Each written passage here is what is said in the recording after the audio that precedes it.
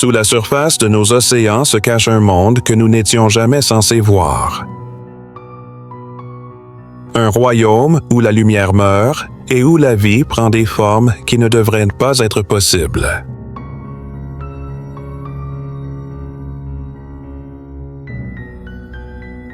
En descendant plus profondément, traversant la zone de lumière, puis la zone crépusculaire, puis la zone de minuit, les créatures que nous rencontrons deviennent progressivement plus étranges.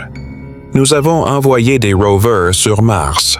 Nous avons cartographié des galaxies lointaines, mais les abysses marins, nous en avons exploré moins de 5%, nous en savons plus sur la surface de la Lune que sur ce qui se passe à 6000 pieds sous nos propres océans. À la surface, l'océan est lumineux et plein de vie. La lumière du soleil alimente les floraisons de plancton qui nourrissent les poissons, lesquels nourrissent des chaînes alimentaires entières, des récifs coralliens jusqu'aux baleines, mais descendez sous 200 mètres et cette lumière commence à s'éteindre. Nous entrons maintenant dans la zone crépusculaire, une vaste ceinture océanique s'étendant jusqu'à 1 kilomètre de profondeur. Ici, les rayons du soleil sont trop faibles pour la photosynthèse. Les forêts de plancton disparaissent, il n'y a ni plantes ni énergie verte. Seulement la lente chute de particules dérivant depuis la surface, de minuscules fragments de déchets de plancton et les restes des morts. Les scientifiques appellent cela la neige marine. Pour nous, cela semble insignifiant. Pour les créatures d'ici, c'est la vie même. Et là où il y a de la nourriture, il y a de la vie. Mais pas la vie telle que nous la connaissons. Les animaux de la zone crépusculaire ont évolué vers certaines des formes les plus étranges de la Terre. Beaucoup sont transparents, leur corps semblable à du verre. Le calmar de verre dérive avec des organes à peine visibles, un fantôme sur fond bleu. La pieuvre de verre est presque invisible, ses yeux étant la seule caractéristique solide. Pourquoi tant d'espèces adoptent ici la transparence demeure un mystère. Ce pourrait être un camouflage, une manière de disparaître dans la plus faible lumière, ou peut-être une façon d'économiser l'énergie dans un monde où chaque pigment coûte plus qu'il ne rapporte. D'autres choisissent la stratégie inverse, non pas l'invisibilité, mais la lumière. Dans la pénombre, certaines créatures créent leur propre éclat grâce à une réaction chimique appelée bioluminescence. Pour nous, c'est éblouissant. Des points clignotants, des motifs lumineux, des corps entiers scintillants comme des lanternes. Mais ici, la lumière est une question de survie. Certaines l'utilisent pour attirer une proie, d'autres pour trouver un partenaire et d'autres encore pour disparaître. Cette ruse s'appelle contre-illumination. Vue d'en dessous, les prédateurs peuvent repérer une silhouette sombre se détachant du faible miroitement au-dessus. Pour se cacher, des animaux comme le calmar luciole couvrent leur ventre d'organes producteurs de lumière. Ils ajustent leur luminosité pour correspondre parfaitement à la lueur de la surface, effaçant ainsi leurs contours et disparaissant dans l'arrière-plan, c'est un camouflage par imitation. Fabriquer de la lumière pour disparaître dans la lumière. D'autres espèces jouent des jeux plus étranges. La méduse peigne à ventre sanglant brille d'un rouge profond. Ici, la lumière rouge ne pénètre jamais, rendant la méduse complètement noire. À l'intérieur de son estomac, les proies bioluminescentes sont dissimulées, cachées des prédateurs qui pourraient autrement détecter leur éclat. Dans un monde défini par la lumière ou son absence, chaque adaptation tourne autour de qui peut être vu et qui ne peut pas l'être. Mais la zone crépusculaire recèle plus que des tours de lumière. Elle abrite aussi certains des plus grands spectacles de l'océan. Chaque nuit, lorsque l'obscurité tombe à la surface, des milliards de créatures remontent des profondeurs. Des poissons lanternes, des calmars, des méduses, et une armée entière des abysses grimpant vers la surface pour se nourrir de plancton à la faveur de la nuit. À l'aube, elles redescendent, disparaissant dans la pénombre. Ce vaste mouvement quotidien est appelé migration verticale diurne. C'est la plus grande migration synchronisée de la Terre. plus vaste en nombre que tous les troupeaux, toutes les volées, tous les essaims réunis. Et pourtant, malgré son ampleur, cet événement est resté caché jusqu'à la Seconde Guerre mondiale. Les opérateurs sonars de la marine ont détecté un mystérieux faux fond marin, une couche dense qui montait chaque nuit et redescendait chaque matin. Ce n'était pas du tout le plancher océanique. C'était la vie, un monde entier invisible se déplaçant comme un seul être. La zone crépusculaire est l'endroit où les règles familières de la vie commencent à se plier, où la transparence devient une armure, où la lumière est utilisée pour se cacher, où des milliards d'animaux montent et descendent dans un rythme plus ancien que l'humanité elle-même. Ceci est le seuil des profondeurs, la première couche d'un monde que nous ne pouvons toujours pas expliquer. Au-delà d'1 kilomètre, toute lumière du soleil disparaît.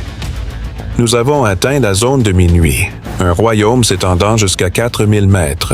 Ici, il n'y a ni aube ni crépuscule, seulement une nuit éternelle. Les températures restent juste au-dessus du point de congélation. La pression est des centaines de fois plus élevée qu'à la surface. Pour l'être humain, cela semble être un monde où rien ne pourrait survivre.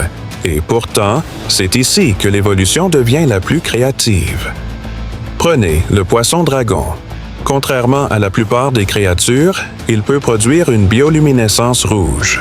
Pour la majorité des yeux dans les abysses, la lumière rouge est invisible, ce qui fait de la lueur du poisson-dragon un projecteur privé. Il éclaire ses proies sans se trahir lui-même. Encore plus mystérieux, ses yeux sont spécialement adaptés pour détecter cette couleur cachée. C'est comme si le poisson-dragon avait inventé une longueur d'onde secrète visible uniquement par lui-même. D'autres prédateurs ici sont des maîtres de la disparition. Certains poissons sont enveloppés d'une peau ultra noire, si efficace pour absorber la lumière qu'elle reflète moins d'0,1% de ce qu'elle reçoit. Même lorsqu'un projecteur de sous-marin les éclaire directement, ils disparaissent presque complètement. Et puis, il y a les poissons-pêcheurs, anglerfish. Peut-être les chasseurs les plus étranges des profondeurs. La femelle fait pendre un leurre lumineux devant sa bouche, attirant des proies sans méfiance, mais son plus grand mystère réside dans sa reproduction. Les mâles naissent petits, faibles et impuissants.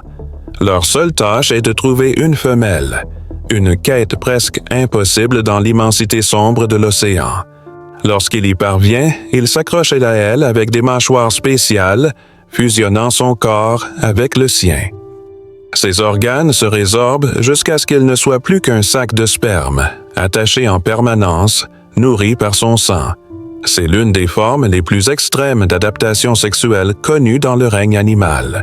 Tous les animaux ici ne sont pas des chasseurs. Certains sont des opportunistes, des charognards, attendant la chute de nourriture venue d'en haut. Une seule carcasse de baleine s'enfonçant à cette profondeur devient une oasis, nourrissant des communautés entières pendant des décennies. Et pourtant, même avec les submersibles, ce que nous savons de cette zone reste fragmentaire. Pour chaque espèce documentée, les scientifiques pensent que des dizaines restent inconnues. Chaque plongée dans la zone de minuit révèle des créatures jamais vues auparavant par la science. Des animaux aux yeux brillants, aux dents acérées comme des aiguilles, ou au corps si fragile qu'ils se désintègrent lorsqu'on les remonte à la surface. C'est la zone de minuit, un monde où la lumière est une arme, où l'invisibilité est une survie, où même la reproduction obéit à des règles au-delà de notre imagination. À 4 kilomètres de profondeur, nous quittons les eaux libres et touchons le fond de l'abîme. C'est la plaine abyssale, l'un des plus vastes habitats de la Terre, couvrant plus de la moitié de la surface de la planète. Et pourtant, c'est aussi l'un des moins compris. Ici, il n'y a aucun repère, aucun récif corallien, aucune forêt de varech, aucune montagne imposante, seulement un désert debout s'étendant sur des milliers de kilomètres dans toutes les directions. Les températures ne dépassent jamais 4 degrés Celsius. La nourriture est rare. Survivre ici exige des stratégies inconnues ailleurs sur Terre. L'une de ces adaptations est la taille. Beaucoup d'animaux de l'abîme sont des géants comparés à leurs cousins des eaux peu profondes. Des isopodes géants, gros comme des chiots, se déplacent sur les sédiments. Des amphipodes, normalement minuscules, peuvent atteindre la taille d'une main humaine. Même le calmar colossal, parmi les plus grands invertébrés vivants, rôderait à ces profondeurs. Les scientifiques appellent ce phénomène le gigantisme des abysses, mais la raison de son apparition demeure un mystère. Certains pensent qu'il permet d'économiser l'énergie, d'autres croient qu'il offre une meilleure défense contre les races prédateurs. La vérité, c'est que nous ne le savons toujours pas. Une autre oasis de vie apparaît lorsque les géants d'en haut tombent. Une baleine morte s'enfonçant jusqu'à la plaine abyssale devient un trésor rare. En quelques heures, les charognards affluent, requins, myxines, amphipodes. Peu après, des créatures plus étranges s'installent. Des vers mangeurs d'os, appelés océdax, colonisent le squelette, se nourrissant des huiles enfermées dans les os. Des écosystèmes entiers naissent sur une seule carcasse durant des décennies jusqu'à ce qu'il ne reste que de la poussière. D'autres animaux ici survivent avec des repas moins spectaculaires. Le calmar vampire, malgré son nom terrifiant, n'est pas un prédateur du tout. Il collecte les particules dérivantes de neige marine à l'aide de longs filaments collants. Même dans les profondeurs privées d'oxygène, il prospère grâce à un pigment sanguin possédant la plus haute affinité pour l'oxygène connue chez les céphalopodes. Dans ce désert de limon et de silence, la vie est lente. Les créatures croissent lentement, se reproduisent rarement et vivent des siècles. Le requin du Groenland, qui peut habiter à ces profondeurs, pourrait vivre plus de 400 ans, la plus longue durée de vie connue chez un vertébré. Ici, le temps lui-même semble s'écouler différemment. Et pourtant, même l'abîme n'est pas vide. Chaque grain de sédiment abrite d'innombrables microbes qui recyclent des nutriments, soutenant un réseau alimentaire caché que nous commençons à peine à cartographier. Les plaines abyssales nous rappellent l'échelle de la Terre. Elles couvrent plus de territoire que toutes les forêts, prairies et déserts réunis. Et pourtant, elles demeurent largement invisibles, inexplorées et inexpliquées. Au-delà de la plaine abyssale s'étend une frontière encore plus profonde. Les fosses creusées par les forces tectoniques. Ce sont les cicatrices de la Terre, des lieux où une plaque de la croûte glisse sous une autre, entraînant le plancher océanique vers des profondeurs insondables. Ici commence la zone Hadal, nommée d'après Hadès, le monde souterrain. Elle s'étend de 6000 mètres jusqu'au point le plus profond connu sur Terre, à près de 11 000 mètres sous la surface. Pour mettre cela en perspective, si l'on déposait le mont Everest dans la fosse des Mariannes, son sommet resterait encore à plus d'1 kilomètre sous l'eau. Les conditions y sont presque inconcevables. Les températures restent proches du point de congélation. La pression peut dépasser 1000 fois celle que nous subissons à la surface. Pour un corps humain, ce serait instantanément fatal. Et pourtant, la vie non seulement y survit, mais y prospère. Parmi les créatures les plus étonnantes se trouvent les poissons limaces qui habitent le fond même des fosses. Fragiles, gélatineux, à la peau fine et translucide, ils paraissent trop délicats pour exister dans un monde aussi hostile. Pourtant, ce sont les vertébrés vivant le plus profondément jamais découverts, prospérant là où aucun autre poisson ne peut vivre. Leur corps, dépourvu d'os rigides, et leurs cellules renforcées par des molécules uniques permettent à leurs protéines de fonctionner sous une pression écrasante. D'autres habitants sont plus petits, mais tout aussi extraordinaires. Les amphipodes, des crustacés semblables à des crevettes, pullulent en grand nombre sur le plancher des fosses. Des études récentes ont trouvé des fibres plastiques dans leur corps, preuve que même ces habitats les plus reculés sont touchés par les déchets humains. Un rappel saisissant que les abysses ne sont pas aussi isolés qu'on le croyait autrefois. Aux évents hydrothermaux le long des parois des fosses, la vie prend un tour encore plus étrange. Ici, les microbes ne se nourrissent ni de lumière solaire ni de neige marine, mais de produits chimiques s'échappant de la croûte terrestre. Sulfure d'hydrogène, méthane, voire métaux dissous dans de l'eau surchauffée. Des communautés entières de vers, palourdes et crabes dépendent de ces pionniers microscopiques. C'est un réseau alimentaire fondé sur la chimie et non sur la photosynthèse, montrant que la vie peut exister dans des conditions totalement étrangères à celles de la surface. Ces découvertes alimentent une question plus vaste. Si la vie peut s'adapter à de tels extrêmes sur Terre, ne pourrait-elle pas exister aussi sur d'autres mondes? Des lunes glacées comme Europe et Encelade cachent des océans sous leur croûte gelée, réchauffée non par la lumière du soleil, mais par la chaleur interne. Étudier la zone Hadal, c'est entrevoir les possibilités des océans extraterrestres. Et pourtant, malgré son importance, nous savons presque rien des fosses. Moins de personnes ont visité la fosse des Mariannes que foulé la surface de la Lune. Chaque plongée ramène des créatures inconnues de la science. Des concombres de mer translucides dérivant comme des parachutes, des masses gélatineuses sans anatomie claire, des microbes dont le métabolisme demeure un mystère. Pendant des siècles, les humains ont imaginé les fosses comme des vides sans vie, des tombes silencieuses sous la mer. Ce que nous avons découvert à la place, c'est la résilience. Une vie qui se plie, se transforme et se réinvente pour endurer les pressions les plus extrêmes imaginables. Pour tout ce que nous avons vu, les profondeurs marines restent un monde de questions. Plus de 80% de l'océan demeure inexploré. Chaque plongée, chaque expédition de robots sous-marins rapporte des créatures encore jamais imaginées. Poissons transparents, vers lumineux, méduses défiant toutes les règles de la biologie.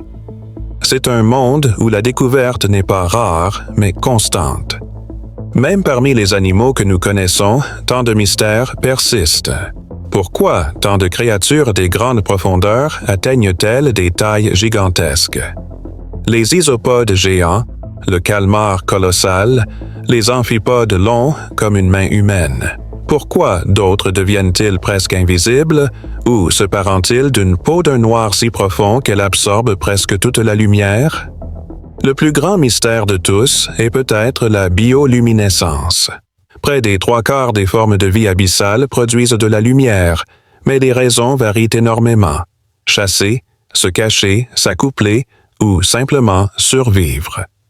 Nous ne pouvons toujours pas expliquer comment tant d'espèces ont développé des systèmes chimiques aussi complexes, ni pourquoi certaines peuvent briller dans des couleurs qu'aucun autre animal ne peut percevoir. Il existe encore des énigmes plus profondes. Pour l'instant, ce sont des mystères sans explication. Peut-être est-ce justement ce qui les rend si puissants. Ils nous rappellent que la Terre garde encore des secrets qui méritent d'être protégés, des secrets qui méritent d'être découverts.